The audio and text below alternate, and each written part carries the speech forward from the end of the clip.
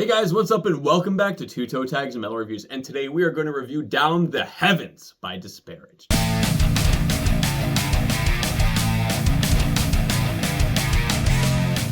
So, we have been listening to this album non-stop for an entire week.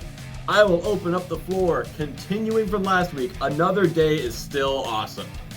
Okay, so That's number my one song of the week? Number one song of the album. Just open, just blasting the door open by saying I still love this song.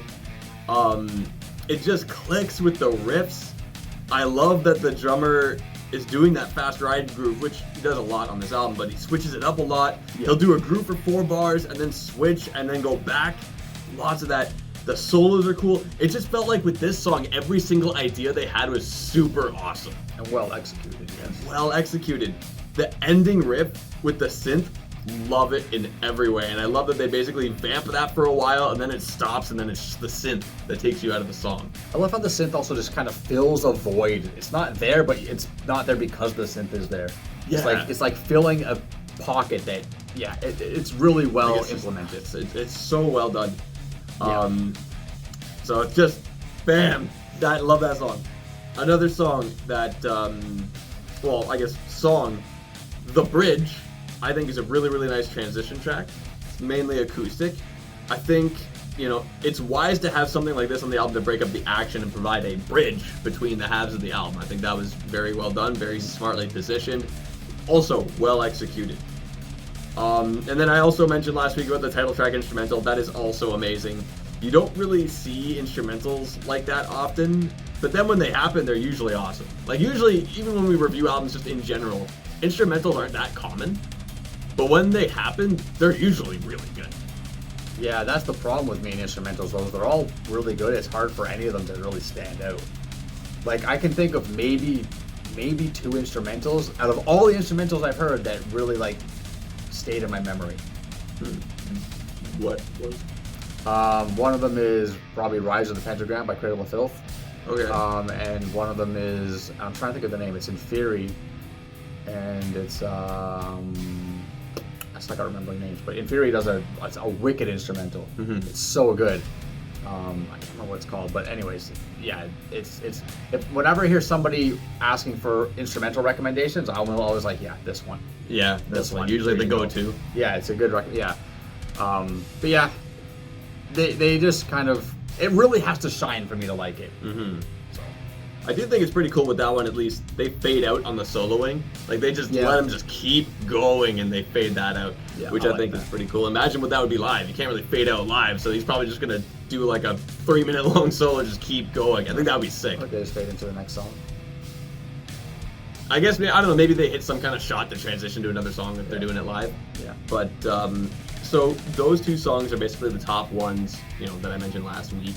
And they were still the main ones that I was really looking forward to, on a lot of listens to this album. But there were a few other ones that started to stand out to me a little bit. Drown in Madness is a really good change of tone, I noticed. And I think it's a really nice slow beater that kind of starts soft to play off the craziness of that title track, which went to a fade out. So I thought that was cool. I also think Servants of Fire has a really cool acoustic intro, and I love that lead melody they have. The clean vocals that come around in it also sound really cool. I think that's a really well-constructed song.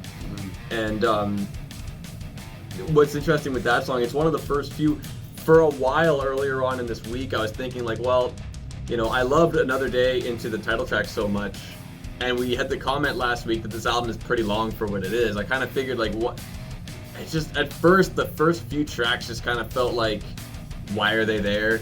In the sense of do they really need to be there? Because I feel like this album still is kind of long. Yeah. But as I was listening more throughout the week, I'm like, these first few tracks are pretty good. I mean, the first one, I didn't really have anything on. That one kind of came and went for me. The chosen ones, you really didn't like it, no?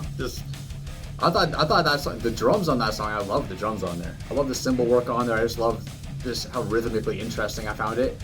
And as a drummer, I'm surprised you didn't feel the same way. I'm surprised you didn't connect with it in that sense, but to each their own. I mean, the phenomenal drummer on this record does a lot. I kind of found, though, that he does a lot of similar stuff throughout the album. I feel like it's a lot of similar grooves. He's got a good style, I found. I mean, when he switched things up, I started to like it because then it's not just like the crazy fast thing over and over. I don't know. But I didn't feel that he was repetitious in any way. I felt like he was. I would describe him as busy. I felt like he was always doing something.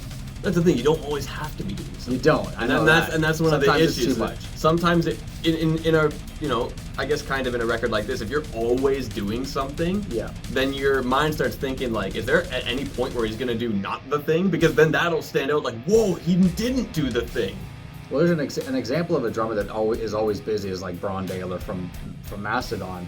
He's always doing stuff, but he does it in a way, I guess maybe it's just more tasteful. I guess with his style is that, especially early on, his whole thing is that he wanted to match the guitars. Yeah. But then on top of that, with the way that Mastodon developed as a very heavy groove-oriented band, he would let things just kind of go as they would, then just kind of sprinkle in these fills, right? Yeah, so I think mixing that style with this guy's style would have been a nicer and more appealing approach to his playing, perhaps. I suppose. I mean, like I said, he does change it up, and when he does, it's cool, because that means it's like, wow, he does the crazy stuff, and then he does some slower stuff and different stuff, and that brings more variety to the performance. But, I mean, like I said, great player. Sounds awesome. It's just, I would think it would be cool if he did just the busyness a little bit less. But yeah, that was the main kind of hang-up I was kind of struggling with this album was the length.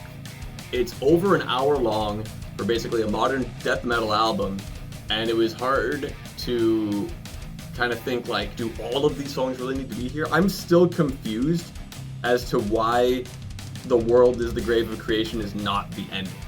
Because it's this big 7-minute song, the way it ends just kind of feels so conclusive. Just for After the War to happen and Born as Gods afterwards, like, there's more. And then After the War, I think, is a pretty cool kind of like interlude transition track. But then Born as Gods, I listened to that song, I'm like, what is this song doing that the album has not done yet? It's got zero purpose. Yeah, it's just there. And I feel like that hurts the album, because if you cut, that stuff out, you have a more proper ending, you shave off some of the time. Yeah. I think maybe even for this album, there's probably a song here or there on top of that you might be able to shave off to make it a bit more of a palatable length for what it is. Perhaps. If it was an album that told more of a musical story between the songs, it would kind of make sense for the length, but this is a death metal album where a lot of the songs are really creative. There's a lot going on and a lot of different songs. They have a lot of cool ideas. I just feel like some of these songs could have just been bonus tracks, and that would have helped the pacing of the album better, and it would have been a lot easier to digest, because then it's not like this is still going, like so it's stuff like that. Those last two tracks, like, why are they there? And I was thinking about it, like, what it's kind of like? This song ends and then those two happen. It's almost as if like the band finished their set and they come back for an encore. But it kind of feels like that. That works live. Doesn't really work the same way when it's the studio album, because then the listener's thinking, oh wow, nice conclusion, it's over. What, there's more? How long is this album? Yeah, no, I feel the exact same way. This album should have ended at track 12. I don't think track 12 is a great song by any means. I think it's one of the lower tiered songs on the album, but it felt like a closer song. It's a proper conclusive song. It felt like a proper conclusive song. So it's like, it would have been a perfect end to an album, and then you would have shaved off probably about 5 to 6 minutes of bloat, excess fat, essentially, with the last two tracks. And that probably would have helped it a little bit more. My overall opinion on this album is I had a pretty damn good time listening to it. Mm-hmm. I think there's a lot of strong stuff here. The problem that I have, because I always have a problem, I'm a problem finder, is that every song had something that I liked about it, but sometimes it was only like one little thing in the song. Mm-hmm. And there's a few songs that I liked all the way through. Like the first 4 tracks I think are all awesome. I also like the bridge. I think the bridge is fantastic. It's just beautiful guitar playing. It's perfect kind of interlude to bridge the first half of the album and the second half of the album, and it's called The Bridge.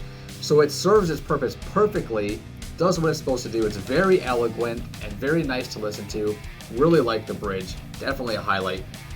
But other than the first 4 tracks, you got track 5, 6, 7, 9, 10, and 11 are all good songs with moments that I like, but the overall thought on the song was like, this is fine.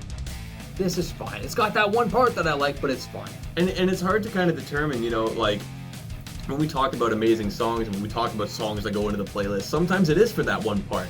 Yeah. But then there's difficult moments where it's like, yeah, that one part is really cool, but like, does it really feel like a playlist song? Do I really want to find this in the playlist and wait for the 3-minute mark for the one thing and then that's it? Exactly. So like, for example, track number 10 called I Was Wrong. At around 3 minutes and 20 seconds, this goblin voice comes in. And it happens for a section. It's kind of like a bridge section, a few bars or whatever. But I'm like, fuck, I like that. I like that part when it happens, right? And the song overall has a very distinctive feel to it, separate than the rest of the album.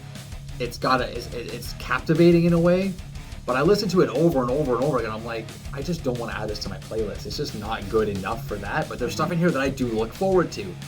That's a weird way to see something, and I was struggling in that sense. And then you have songs like track number 6, Drown in Madness, which you already talked about, but I like how it's just kind of more straightforward death metal in this one, like kind of more old school. But then in the second half, it gets melodic, and you got these riffs that are introduced in the latter half of the song that just really, really sound good. But I really like how they have like this heavy floor tom beat just kind of carries the grooves, and how it switches up halfway. There's just cool elements happening there.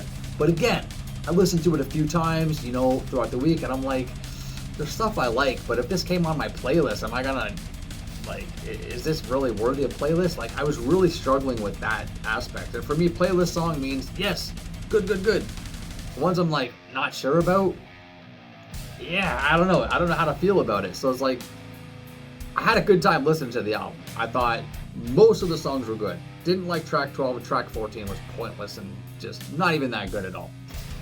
But the rest of the songs I thought were pretty good.